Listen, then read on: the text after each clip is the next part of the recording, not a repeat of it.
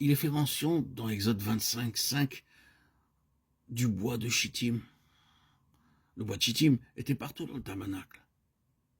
L'arche dans le lieu très saint, l'autel, l'encens et les tables des pains de proposition dans le lieu saint, les planches et les colonnes du sanctuaire, les colonnes de la cour extérieure et le grand autel, tout était en bois de Chittim. Le bois de Chittim est de la famille de l'acacia. Si vous examinez le bois d'acacia, vous verrez qu'il n'est jamais droit. Nulle part vous ne trouverez une branche droite. C'est un travail très difficile que de faire une planche droite dans du bois de Chittim.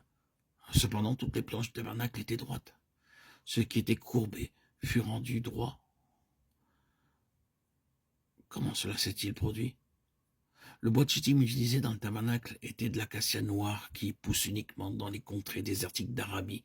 Ce bois de Chittim est dur, résistant, lisse, sans nœuds et très beau. Il est si dur et si solide qu'il en est presque incorruptible et si grand que des planches de 12 coudées de longueur peuvent en être débitées. Quelle merveilleuse image de notre Seigneur Jésus-Christ. Il n'y avait rien de court, ni déviation, ni corruption en lui. Cependant, il poussa comme une racine dans un terrain desséché. Ésaïe 53, 2. Nous sommes tous, par nature, tordus. Nous pouvons paraître extérieurement bons et justes, mais intérieurement, nous sommes tortueux et notre Seigneur devint comme un bois de Chittim pour nous rendre droits.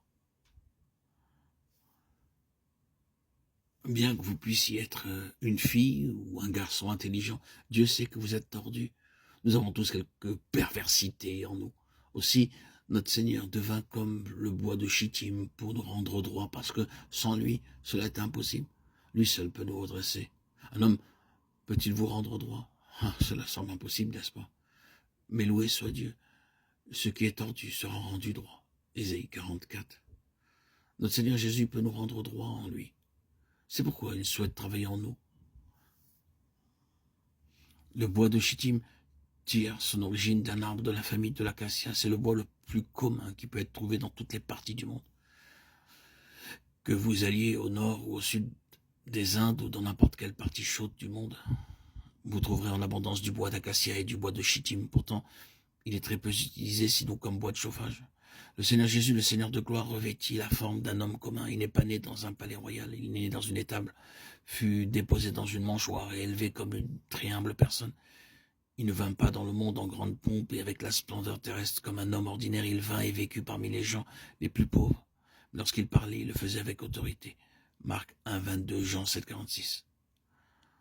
En considérant son habillement, le jugeant par sa vie, c'était un homme pauvre, mais lorsqu'il s'exprimait, c'était avec une divine autorité, et non pas comme les scribes et les pharisiens.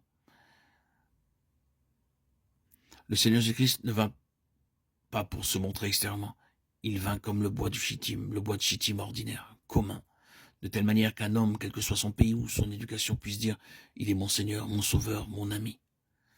Il ne vint pas avec une splendeur extérieure, mais néanmoins, il nous apporta la manière dont le Dieu puissant, le Dieu vivant se fit homme pour nous.